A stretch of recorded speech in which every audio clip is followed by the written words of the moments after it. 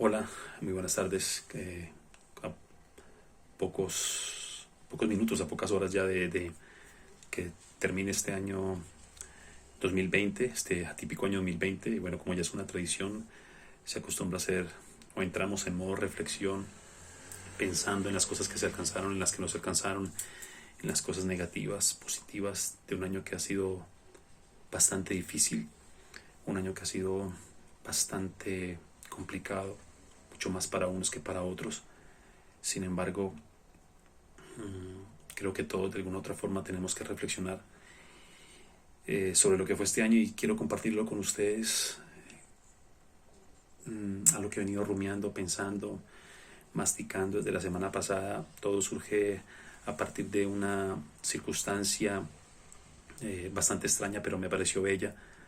Eh, Tuve la oportunidad de salir, hacer una vuelta, y justo cuando paso cerca acá de la iglesia, que queda cerca de donde habito, justo paso y es el padre que está oficiando la misa, está en el momento de la Eucaristía y repite unas palabras que hacen parte de una oración, palabras muy conocidas, que creo que de alguna otra forma todos, si hemos asistido al rito o a la liturgia o a la misa, las hemos repetido, y son unas palabras que se encuentran en el Evangelio de Mateo, cuando el centurión romano le dice a Jesús que su criado está enfermo, pero le dice: Señor, no soy digno que entres en mi casa, pero una palabra tuya bastará para sanar.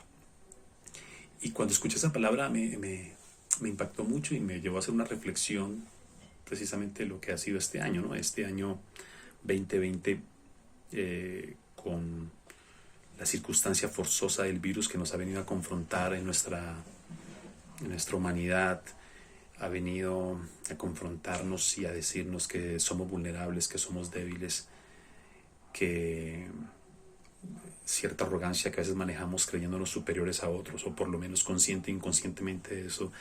Este virus ha venido a decirnos: no es así, nos ha equiparado, no importa raza, no importa credo, no importa orientación sexual, no importa condición social, nos ha desnudado y nos ha confrontado con nuestra vulnerabilidad.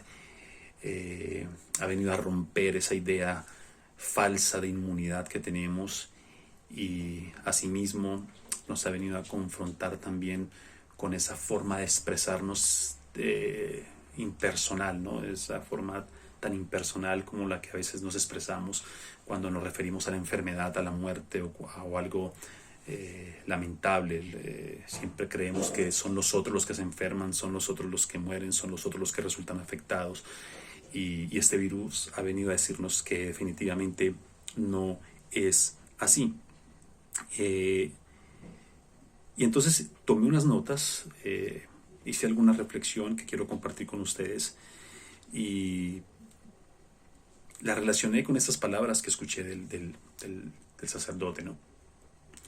Señor, no soy digno que entres en mi casa, pero una palabra tuya bastará para sanarnos. Y es que de alguna otra forma, a diferencia del relato bíblico, todos nos hemos convertido, en alguna manera nos hemos convertido, y en sentido negativo, en indignos los unos para los otros. Y lo digo porque creo que definitivamente, si bien es cierto, hay todas las recomendaciones de autocuidado, de cuidar también a los otros, también tenemos que reconocer que el otro se ha convertido en una sospecha, y hay una prevención. El otro se ha convertido para mí y yo para él en una circunstancia inconveniente. Y pensaba en las palabras que mencionaba el sacerdote, y podríamos hacer una relectura de decir: hombre, yo no soy digno, o no soy eh, una circunstancia conveniente para entrar en tu casa, ni tú en la mía, ¿sí? No podemos ingresar a la casa del uno, ni no puedo ingresar a la casa del amigo, al que amo, del familiar inclusive. El otro tampoco lo puede hacer conmigo. Y en ese sentido nos hemos convertido en indignos los unos para los otros al caer en sospecha, ¿sí? Y por eso de ahí la distancia. Si bien es cierto, alguno podría objetar y decir, bueno, pero no es así, porque antes todo lo contrario. No se trata de una cuestión de ser digno o no ser digno, sino de cuidado y de respeto por el otro. Me cuido porque cuidándome también cuido al otro. Sin embargo, creo que en muchos esa circunstancia del virus nos ha puesto de una forma preventiva, ¿no? Con relación al otro. Y entonces, si no podemos habitar con el otro, no puedo ingresar a su casa, no soy digno, no soy conveniente ingresar a su casa, amigo, no soy conveniente entrar en tu casa, ni tú en la mía, ¿qué podemos hacer para, de alguna otra forma, para redimir esta circunstancia inoportuna, ¿sí? Este distanciamiento? ¿Cómo redimir este distanciamiento que tengo con el otro? ¿Cómo volver a sentarme en la mesa del otro, en esa mesa del acompañamiento fraterno, íntimo? Pues bien, me remito al mensaje del sacerdote de la Eucaristía, de la oración. Nos queda la palabra. Pero, ¿qué clase de palabra? Algunos dirán, bueno, pero ¿qué tipo de palabra? Bueno, yo creo que la palabra que nos queda definitivamente es la palabra que sale de nuestro ser. La palabra que es intimidad. Esa palabra que puede tocar al otro. Es cierto que hoy estamos rodeados de palabras, ¿no? Saturados de palabras. Y en las redes abundan, ¿sí? Abunda la palabra vacua del influencer, pero también a veces la palabra escriturada de ciertas mafias de intelectuales que se han apropiado de ella. Entonces no me refiero a esa palabra.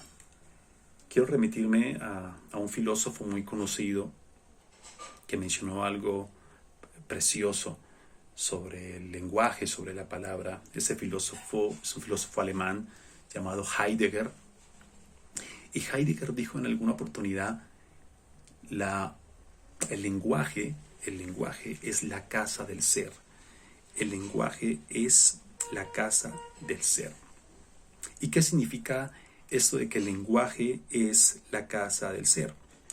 Con esto, Heidegger quiso señalar que no basta que el lenguaje clasifique, conceptualice, categorice, denomine, ¿sí?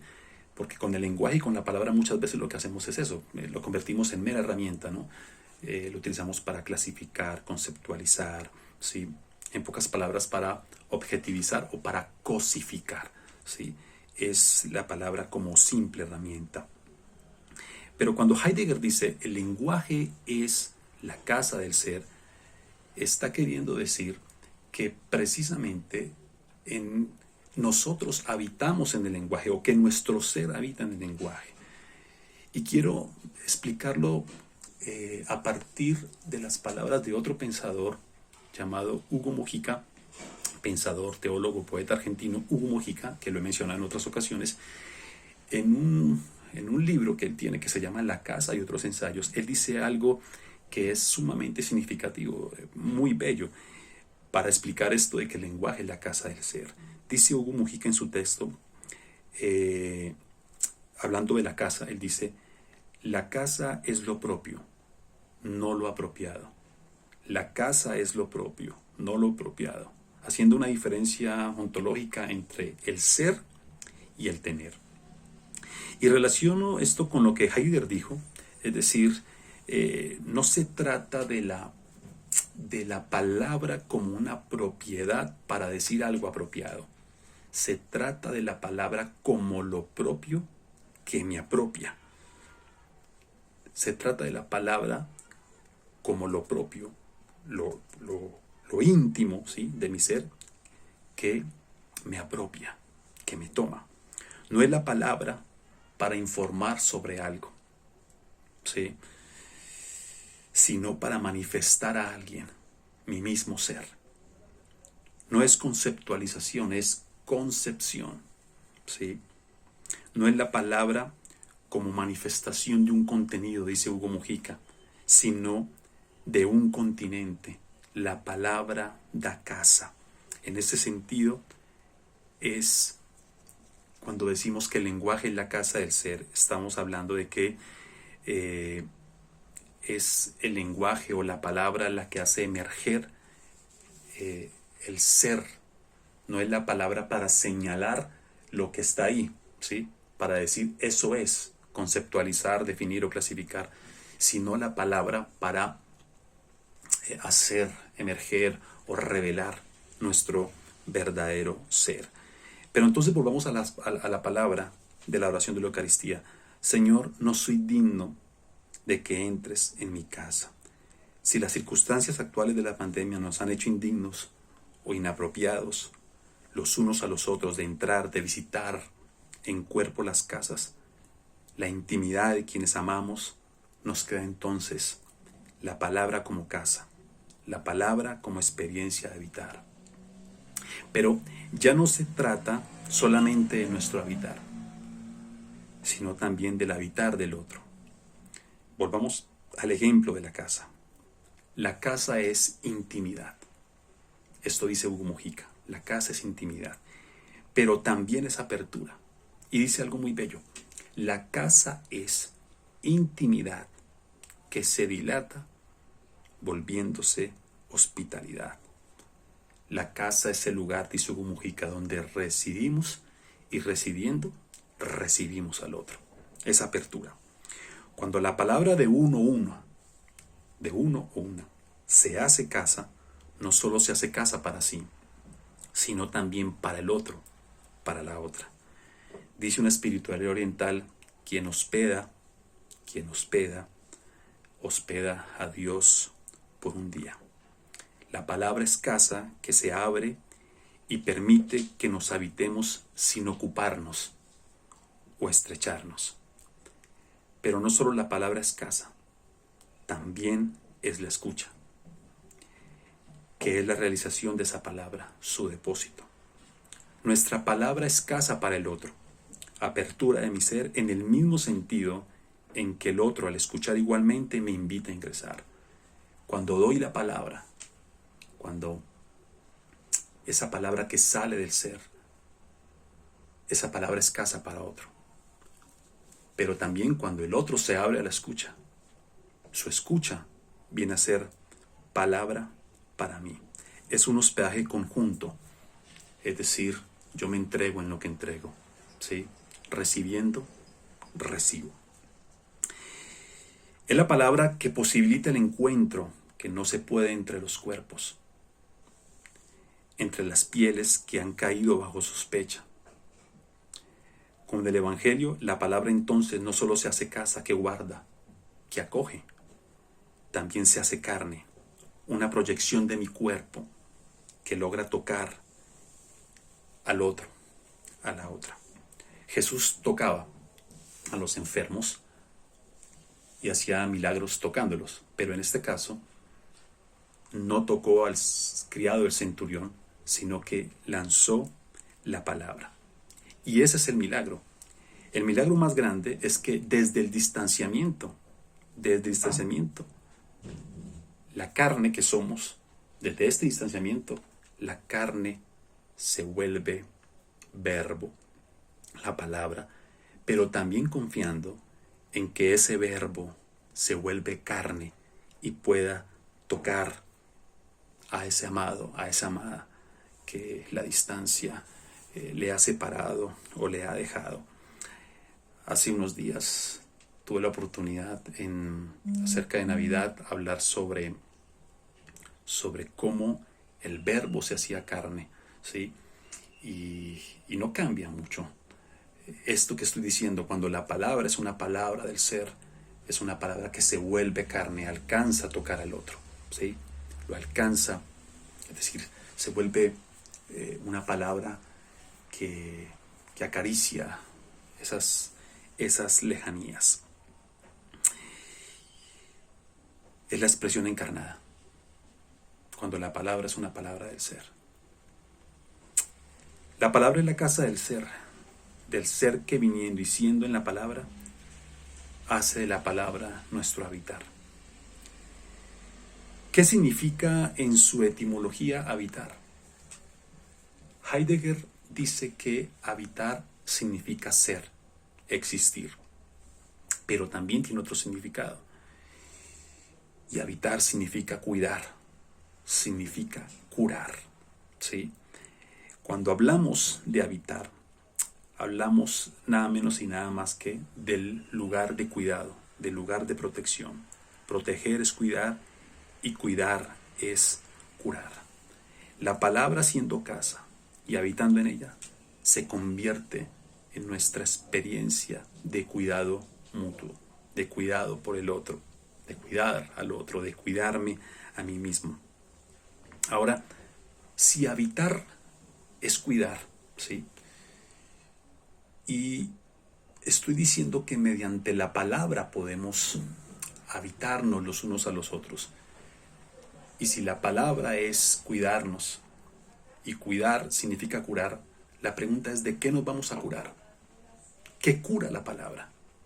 Pues bien, yo creo que por estos días la palabra nos cura del distanciamiento, cura la agonía de los cuerpos que están separados, nos cura de esos besos lanzados, de esos abrazos imitados, nos cura de partir sin compartir, nos cura de simular y de disimular. Algunos dicen que simular es aparentar tener lo que no se tiene, y disimular es aparentar no tener lo que sí se tiene. Y con esas circunstancias precisamente nos hemos dado cuenta que simulamos compañía y afecto y disimulamos soledad y tristeza o nostalgia. Bueno, la palabra, cuando es una palabra del ser, es una palabra que definitivamente nos ayuda a cuidarnos. Entonces podemos hacer una relectura, y la relectura es: Señor, decía el Evangelio, Señor, no soy digno que entres en mi casa, pero una palabra tuya bastará para sanar. Podemos decir, entonces, hacer la relectura y decir, no puedo entrar en tu casa, ni tú puedes entrar en la mía, pero di la palabra y definitivamente esa palabra me va a curar, esa palabra me va a tocar. Pues bien, entonces he querido compartir esto con ustedes. Espero que esta palabra que he compartido se vuelva palabra que sea carne, que toque, palabra que les pueda tocar, que les pueda de alguna otra forma curar. Y deseo de todo corazón que este año 2021 que está a punto de comenzar, si no podemos estar por lo menos en los cuerpos, y aún después, con el pasar de los días, aún no podemos habitar, no soy conveniente para entrar en tu casa, ni para que tú entres en la mía, nos queda la palabra, y es la palabra que nos hace habitar, que nos hace cuidar los unos de los otros. Brindo por sus vidas, brindo por su paz, por la salud, y espero que este año 2021 sea un año mucho mejor en las circunstancias, que la palabra abunde en nosotros. Muchas gracias.